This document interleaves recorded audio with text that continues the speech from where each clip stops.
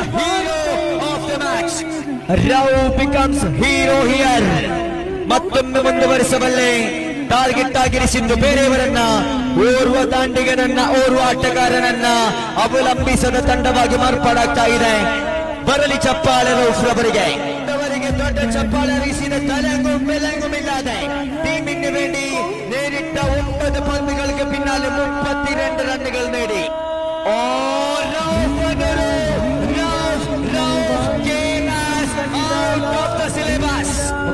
ദ്വിതീയ ചെണ്ടു.